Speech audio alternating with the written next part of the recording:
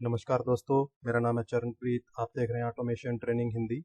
आज हम बात करेंगे कि पीएलसी के अंदर जो हमारे डिवाइसेस रहते हैं, बेसिकली जो डेटा रजिस्टर हमारे रहते हैं, जो मेमोरी हमारी रहती है, वो क्या होती है और कैसे उसको इस्तेमाल किया जाता है प्रोग्रामिंग के लिए। तो अभी जैसे आपकी स्क्रीन पे ये दिखाई दे रहा होगा, function of devices, all devices in PLC. ये एक लिस्ट है जो डिफरेंट डिफरेंट टाइप के हमें डिवाइसेस मिलते हैं पीएलसी के अंदर। डिवाइसेस का मतलब है यहाँ पे कि हमारी जो पीएलसी है उसके अंदर जो डिफरेंट डिफरेंट चीजें दी गई हैं, जैसे इनपुट दिए गए हैं, आउटपुट दिए गए हैं, उसके अंदर ऑक्सिलरी मेमोरी बिट दिए गए हैं, अंदर टाइमर दिए गए हैं, काउंटर दिए गए हैं। इस लिस्ट में जैसे आप देख पा रहे होगे, ये सबसे पहले यहाँ पे आ रहा है एक्सटर्नल इनपुट रिले। तो ये हमारे इनपुट डिवाइसेस यहाँ पे हैं। वाई एक्सटर्नल आउटपुट, ये आउटपुट के लिए जो इस्तेमाल होंगे वाई, वो यहाँ पे दे रखा है। ऑक्सिलरी रिले जो हमारे इंटरनल रिले रहते हैं, एम जो हमारे रहते हैं, यहाँ पर ये वो एम के बारे में बताया गया है, जैसे general purpose, latch, special purpose. Timer हमारे रहते हैं, काउंटर हमारे रहते हैं, स्टेप रिले रहते हैं हमारे। और यहाँ पे अभी आप देखोगे, आपको दिखाई देगा डेटा रजिस्टर डी। तो आज हम बात करेंगे डेटा रजिस्टर के बारे में कि पीएलसी के अंदर जो डेटा रजिस्टर होते हैं वो क्या होते हैं और वो कैसे काम करते हैं और कितने टाइप के होते हैं और कैसे उनको प्रोग्रामिंग के अंदर इस्तेमाल किया जाता है। पहले हम थोड़ा सा इसके बारे में पढ़ेंगे, फिर उसके बाद हम इसका जो प्रोग्राम है उसको हम बना के देखेंगे जीएक्स वर्क्स के अंदर, हमारे सॉफ्टवेयर के अंदर। तो डेटा रजिस्टर बेसिकली क्या होता है? डेटा रजिस्टर बेसिकली एक मेमोरी है जो पीएलसी में यूजर के लिए दी गई है। जैसे आप अपना मोबाइल फोन इस्तेमाल करते हैं, तो मोबाइल फोन जब मैं मार्केट से परचेज करने के लिए जाता हूँ तो वो मेरे को बताता है कि आपको कौन सा वेरिएंट चाहिए, 32 GB चाहिए, 64 GB चाहिए, 16 GB चाहिए, कितना जीबी आपको चाहिए। तो वो जो जीबी है वो आपके इस्तेमाल करने के लिए मेमोरी आपको दिया गया है। मान लीजिए आप 32 GB का मोबाइल फोन लेके आ रहे हो, तो आपको 32 GB उसके अंदर स्टोरेज मिलेगा, जिस स्टोरेज को आप इस्तेमाल कर सकते हो। 64 GB का लेके आओगे तो 64 GB रहेगा। वो किसके लिए रहेगा? वो आपके इस्तेमाल करने के लिए रहेगा, वो यूजर के इस्तेमाल करने के लिए वो मेमोरी दी गई है। ऐसे ही पीएलसी जो है, पीएलसी के अंदर मेमोरी को अलग अलग हिस्सों के अंदर बांटा गया है। एक मेमोरी तो वो है जिसको सिस्टम यूज करता है, जो सिस्टम के लिए दी गई है। मान लीजिए जो सिस्टम के काम होने हैं, सिस्टम को प्रोग्राम प्रोसेस करने के लिए जो भी मेमोरी चाहिए प्रोसेसिंग के लिए, या सिस्टम को प्रोसेसर है जो उसको कुछ और काम करना है उसके लिए जो मेमोरी चाहिए वो रिजर्व कर दी गई है। रिजर्व कैसे कर दी गई है? जैसे अभी मैं आपसे मोबाइल की बात कर रहा था, तो आपने 32 GB का जब आप मोबाइल खरीदते हो, तो जब आप उसमें आप खोल के देखते हो अपनी मेमोरी फाइल मैनेजर के अंदर, तो आपको पूरा 32 GB नहीं मिलेगा, आपको कुछ कम मिलेगा। 30 GB आपको मिलेगा या 31 GB आपको मिलेगा। 1 या 2 GB के आसपास जो आपकी मेमोरी है वो बाय डिफॉल्ट ही इस्तेमाल हो रखी होती है फोन के अंदर। उसमें जो आपका फोन का ऑपरेटिंग सिस्टम है, जो फोन को काम करना है, प्रोसेसिंग करनी है, उसके लिए रिजर्व रहती है। बाकी जो 30 GB आपके लिए बचा है वो यूजर के लिए आप उसको इस्तेमाल कर सकते हो। तो यहाँ पे भी पीएलसी के अंदर जो मेमोरी है वो ऐसे ही क्लासीफाई है कि कुछ मेमोरी सिस्टम के लिए रिजर्व है, कुछ मेमोरी यूजर के लिए रिजर्व है। यूजर मतलब कि प्रोग्रामर, हमें जो प्रोग्राम करना है, प्रोग्राम करते हुए हमें कुछ मेमोरी का इस्तेमाल करना है, हमें कुछ डेटा सेव करना है, कुछ डेटा राइट करना है, रीड करना है, या कुछ हमें कैलकुलेशन परफॉर्म करने हैं, कुछ ऑपरेशन हमें परफॉर्म करनी है डेटा के ऊपर। तो वो जो हमें काम करने के लिए मेमोरी चाहिएगी, वो हमारी मेमोरी कहाँ मिलेगी? हमें डेटा रजिस्टर के अंदर मिलेगी। तो अभी देखते हैं कि डेटा रजिस्टर क्या है। डेटा रजिस्टर एक सिंपल जस्ट मेमोरी है जो पीएलसी के अंदर दी गई है। किसके लिए? यूजर के लिए दी गई है। अभी कितने टाइप के होते हैं वो हम उसके बारे में बात करेंगे। जैसे अभी मैंने आपको बताया, तो उसकी डेफिनेशन को भी आप देख सकते हो। डेटा रजिस्टर जैसे यहाँ पे दिया गया definition, A data register is for storing A 16 bit datum of value between, ये एक वैल्यू दी गई है 20 माइनस में 32,768 से लेके 32,767 तक दिया गया है। मतलब कि जो डेटा रजिस्टर है, जैसे मैंने आपको बताया कि मेमोरी दी गई है यूजर के लिए जिसमें आप अपने डेटा को स्टोर कर सकते हो। इस मेमोरी को आगे फर्दर क्लासिफाई किया गया है। वो क्लासिफिकेशन किसमें है? 16 बिट में और 32 बिट के अंदर किया गया है। 16 बिट के अंदर और 32 बिट के अंदर। और इसने यहाँ पे क्या बताया है? A data register is use for storing 16 bit को डेटा को स्टोर कर सकता है। अगर आप 16 बिट का डाटा देखोगे तो 16 बिट के अंदर जो हमारा नंबर सेव होगा, वो नंबर हमारा सेव होगा 32,767 प्लस से लेके माइनस के बीच में। अगर इससे ज्यादा आपको वैल्यू को स्टोर करनी है तो आपको 32 बिट का डेटा रजिस्टर इस्तेमाल करना पड़ेगा। तो यहाँ पे डेटा रजिस्टर बताया गया क्या है? डेटा रजिस्टर एक स्टोरिंग डिवाइस है जिसके अंदर हम किसी भी वैल्यू को स्टोर करते हैं। ये दो टाइप का होता है, एक 16 बिट का और एक 32 बिट का। 16 बिट के अंदर जो वैल्यू स्टोर हो सकती है वो 32,767 से लेके माइनस 32,767 के बीच में स्टोर हो सकती है। ऐसे ही जो डेटा रजिस्टर है हमारे पास, दूसरा 32 बिट का डेटा रजिस्टर है। 32 बिट के अंदर कितनी स्टोर हो सकती है, जो ये वैल्यू आप दिखाई दे रही है आपको यहाँ पे ये जो 214748367 इतनी वैल्यू जो आपकी वो स्टोर हो सकती है। तो आपको दो टाइप आपको क्या मिलेंगे, एक 16 बिट का मिलेगा और 32 बिट का मिलेगा। दोनों अलग अलग क्यों है, क्योंकि दोनों के अंदर जो मेमोरी लोकेशन है वो मेमोरी जो है वो अलग अलग है, एक 16 बिट का है, एक 32 बिट का है। तो अगला क्लासिफिकेशन क्या है, एक क्लासिफिकेशन तो होगा जैसे मैंने आपको बताया कि according to size. First classification क्या होगा, अकॉर्डिंग टू साइज, कि 16 बिट का है या 32 बिट का है। 16 बिट का है तो 32,000 के समथिंग जो वैल्यू है वो स्टोर होगी। 32 बिट का है तो वो जो वैल्यू 21476 जो वो वैल्यू दिखाई दे रही थी वो वैल्यू सेव होगी। अगला जो क्लासिफिकेशन है वो है journal purpose, latch, special purpose और इंडेक्स रजिस्टर। जर्नल पर्पस वो वाले डेटा रजिस्टर हैं जो हमारा आप इससे ये मत समझ लेना कि जर्नल पर्पस जो जर्नल काम के लिए होंगे या कुछ होगा। इसके अंदर ये जर्नल पर्पस जो क्लासिफाई किया गया है, ये क्लासिफाई किया गया है टाइप ऑफ मेमोरी कि रिटेंटिव है या नॉन रिटेंटिव है। रिटेंटिव और नॉन रिटेंटिव का मतलब है कि जो हमारी मेमोरी है, जब हमारी पावर कट हो जा रही है तो उसके अंदर वैल्यू हमारी सेव रहेगी या फिर वो जीरो हो जाएगी। अगर हमारी वैल्यू सेव रहेगी, अगर मैंने किसी डेटा रजिस्टर के अंदर कोई वैल्यू डाल दी और वो वैल्यू मान लीजिए पावर पीएलसी की बंद हो जाती है और फिर से पीएलसी की पावर ऑन होती है, तो वैल्यू वहां पे अगर सेव रहती है तो वो टाइप हो जाएगी लैच टाइप डेटा रजिस्टर। वो कौन से डेटा रजिस्टर होंगे, लैच टाइप डेटा रजिस्टर होंगे।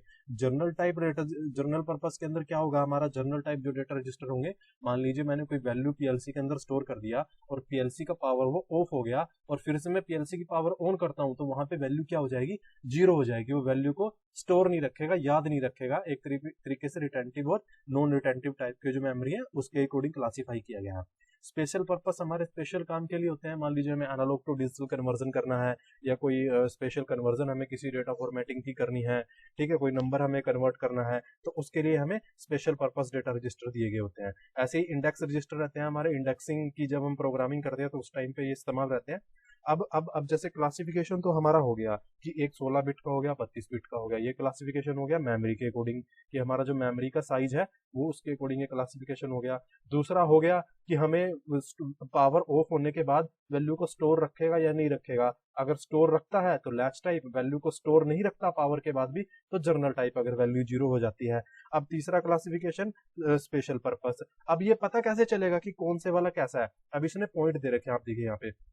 अगर मैं पीएलसी में यूज करूंगा D0 से लेके D407 और D408 तक, तो ये मेरे हैं जर्नल पर्पस डेटा रजिस्टर। मतलब कि अगर इस नंबर के डेटा रजिस्टर को मैं इस्तेमाल करता हूं तो और पीएलसी की पावर मेरी चली जाती है और इसके अंदर कोई वैल्यू है तो वैल्यू क्या हो जाएगी, जीरो हो जाएगी। अगर मैं लैच टाइप यूज रखता हूं जैसे D408 से D599 तक, 192 डेटा रजिस्टर जैसे बता रहा है, अगर मैं इसके अंदर कोई वैल्यू स्टोर करता हूं और वो पीएलसी की पावर मेरी चली जाती है और फिर से पावर आती है तो वो वैल्यू मेरे को वहीं पे मिलेगी, वैल्यू मेरी जीरो नहीं होगी। स्पेशल इसने दे रखे हैं, स्पेशल काम के लिए, ये मैनुअल में जाके पढ़ सकते हैं कि स्पेशल काम क्या होगा। जैसे D1000 से लेके D1999 तक 1000 पॉइंट दे रखे हैं, इसके अंदर अलग अलग दे रखा होगा, जैसे analogue to digital conversion, digital to analogue conversion के लिए इस्तेमाल होगा, कोई स्पेशल फॉर्मेटिंग के लिए इस्तेमाल होगा। तो आई थिंक आपको समझ में आ गया होगा कि डेटा रजिस्टर क्या होता है। डेटा रजिस्टर बेसिकली एक मेमोरी है पीएलसी के अंदर जो प्रोग्रामर को दी गई है, जो प्रोग्रामर अपने प्रोग्राम के अंदर डेटा के अंदर डिफरेंट डिफरेंट ऑपरेशन है उनको परफॉर्म करने के लिए इस्तेमाल करता है। अब मैं आपको यहाँ पे जो मेरा ये GXWorks2 सॉफ्टवेयर है इसके अंदर मैं दिखाऊंगा कि इसके अंदर यूज कैसे करना है। जैसे मैंने आपको बताया था कि मेरे को कोई भी वैल्यू अगर स्टोर करनी है तो मैं यहाँ पे M8001 बिट ले रहा हूँ मेमोरी की, और इसका मैंने एनो लगा दिया, ये ऑलवेज ऑन रहती है, जैसे ही पीएलसी की पावर ऑन होगी तो ये ऑन हो जाएगी। अब मैं क्या करना चाह रहा हूँ, कोई भी एक रैंडम नंबर स्टोर करना चाह रहा हूँ एक डेटा रजिस्टर के अंदर।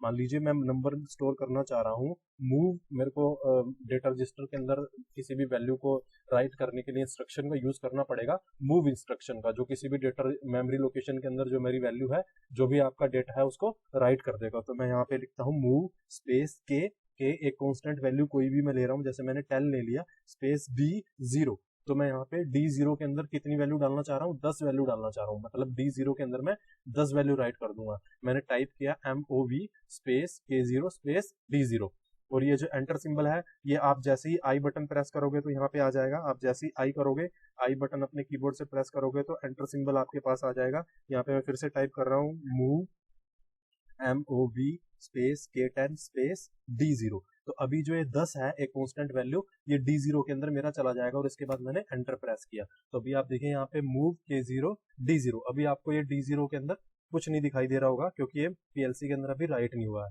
तो मैं इस प्रोग्राम को राइट करने के लिए कंपाइल करता हूँ और रिबिल्ड करता हूँ और फिर इसको मैं जाके ऑनलाइन और राइट टू PLC करता हूँ। अगर आपने ये सारे स्टेप नहीं देखे हैं तो आप पिछले वीडियो में जाके देख सकते हैं कि कैसे कोई भी प्रोग्राम नया क्रिएट करना है या कैसे हम एक नई PLC को सेटअप करते हैं, वो हमने दूसरे वीडियो में बता रखा है, आप उनको जाके देख सकते हैं। तो अभी ये PLC के अंदर प्रोग्राम राइट हो रहा है। अभी इसको मैंने रन मोड में कर दिया और ये मैंने बंद किया। अभी मैं इसमें ऑनलाइन जा रहा हूँ। तो मैं जैसे ही ऑनलाइन जाऊंगा आप देखिए यहाँ पे M8000 जो है वो मेरा ऑलवेज ऑन है, वो ऑन हो गया और K10 की जो वैल्यू है वो D0 के अंदर चलेगी। अभी आपको देखिए D0 के अंदर नीचे जो ब्लू कलर में दिखाई दे रहा है ये 10 दिखाई दे रहा होगा। तो यहाँ पे मैंने D0 को इस्तेमाल कर लिया, कितनी वैल्यू डाल के 10 डाल के मैं इस तरीके से कोई भी अपना डेटा ऑपरेशन मेरे को कोई भी वैल्यू मूव करानी है मैं डाल सकता हूँ। अब D0 क्या है? D0 एक जनरल पर्पस डेटा रजिस्टर है। जैसे ही PLC की पावर जाएगी, जैसे ही PLC मेरा स्टॉप मोड में जाएगा, ये जो डेटा रजिस्टर है इसकी वैल्यू क्या हो जाएगी? जीरो हो जाएगी। इसकी वैल्यू क्या हो जाएगी? जीरो हो जाएगी। अभी देखिए जैसे ही मैंने PLC को स्टॉप किया यहाँ पे वैल्यू क्या हो गया? जीरो हो गया। अब मैं जैसे ही PLC को रन करता हूँ, मैंने जैसे ही PLC को रन किया यहाँ पे देखिए 10 आ गया। मैं फिर से एक बार स्टॉप करता हूँ, PLC को मैंने फिर से एक बार स्टॉप किया, यहाँ पे क्या हो गया? जीरो हो गया। मैं फिर से PLC को रन करता हूँ, यहाँ पे क्या आ गया? फिर से 10 आ गया। ठीक है, तो इस तरीके से जो जर्नल टाइप डेटा रजिस्टर रहते हैं उसके अंदर क्या रहता है, जैसे ही PLC की पावर मेरी जाएगी उसकी वैल्यू दोबारा से जैसे ही आप PLC को ऑन करोगे वहां पे जीरो हो जाएगा।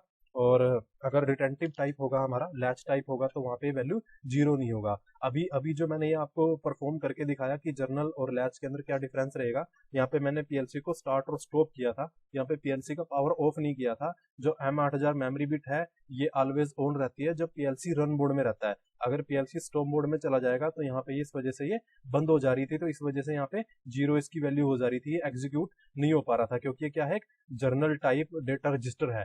अगर यहाँ पे इसके अंदर वैल्यू मेरी मूव होती रहेगी तो ये वैल्यू को दिखाता रहेगा। अगर PLC की पावर बंद हो जाएगी या एग्जीक्यूशन मेरा बंद हो जाएगा तो ये क्या कर देगा, वैल्यू को जीरो कर देगा। बट लैच टाइप के अंदर ऐसा मेरा नहीं होगा। मैं एक लैच टाइप का भी एग्जांपल आपको यहाँ पे दिखाता हूँ। मैं एक और मेमोरी बिट लेता हूँ ये, ठीक है, और यहाँ पे मैं मूव करता हूँ स्पेस K10 को ही एक मूव करता हूँ। मैंने वही इंस्ट्रक्शन को टाइप किया स्पेस मूव और D539 मैं ले लेता हूँ यहाँ पे। आई थिंक ये लैच टाइप डेटा रजिस्टर होगा। अगर ये लैच टाइप डेटा रजिस्टर होगा तो ये यहाँ पे जीरो नहीं होगी इसकी वैल्यू। यहाँ पे मैं राइट टू PLC करता हूँ उसको। राइट टू PLC करने के बाद अब ये प्रोग्राम राइट हो रहा है।